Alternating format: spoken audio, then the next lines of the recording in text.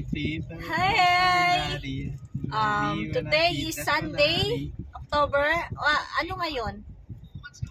6 ay 7. Today is October 6. October 6 and we are going to worship God again tuwing Sunday. Sabi ko nga sa inyo, make time. Take time. Maglaan tayo. Tagalog na lang.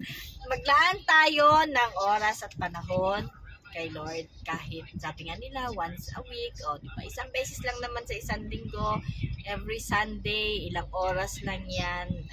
Mag-freeze ka muna sa mga ginagawa mo, mag-freeze ka muna sa business mo, mag-freeze ka muna sa trabaho mo, mag-freeze ka muna sa date mo.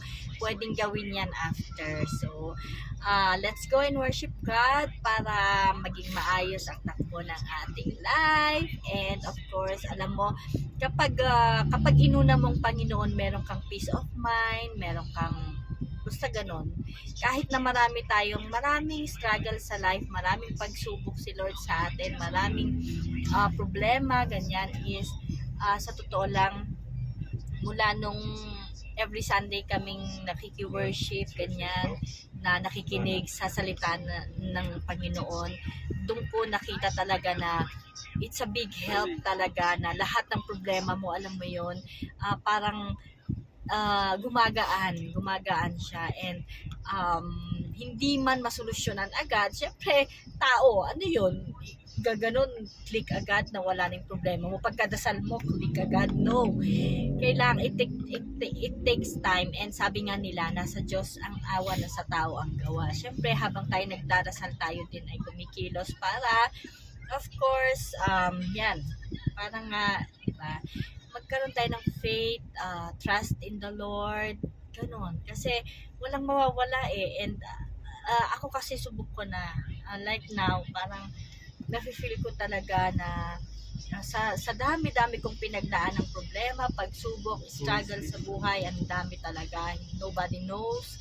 Hindi alam ng bawat isa kung anong pinagdadaanan natin. Maaaring yung tao alam kung ano yung mga problema mo, struggles mo, pero hindi lahat.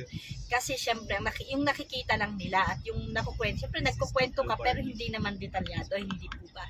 So, kailangan talaga natin maglaan ng time sa Lord. Kasi alam mo, pag sa Kanya mo sinasabi at sinishare yung lahat ng problema mo, ang gaan talaga si dibdib. So, ayun, marami tayong problema, minsan hindi lang halata, ganyan. Kasi kailangan din minsan magpaganda rin tayo minsan para hindi halata. Dami nagsasabi, wala daw akong problema, hindi daw halata, hindi nyo lang alam.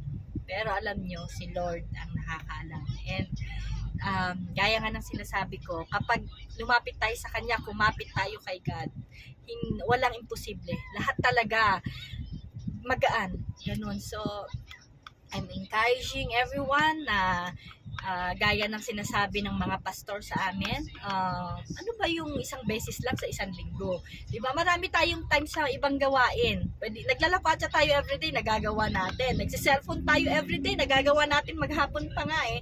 Pero ito, every Sunday lang, diba? Tapos, 1 hour, 2 hours lang na umupo ka, makinig ka, kumanta ka para kay Lord. Hindi mo magawa, diba? Pero ang dami-dami mong oras na mag-gadget, ang dami mong oras matulog. Huwag kang tulog ng tulog, bumangon. Kasi kapag wala na tayo sa earth, habang buhay na tayong tulog. So, ayun.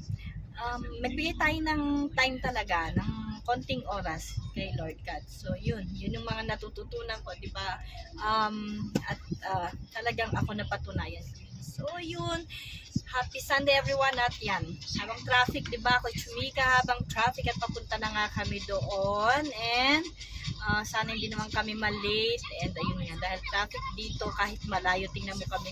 Kahit malayo kami papunta, talagang go.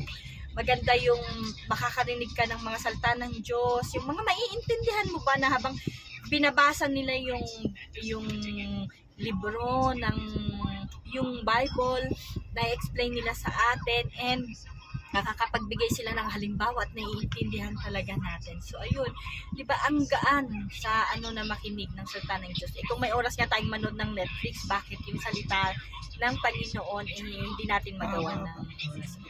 So ayun lang, have a blessed Sunday everyone, and God bless us all. Bye.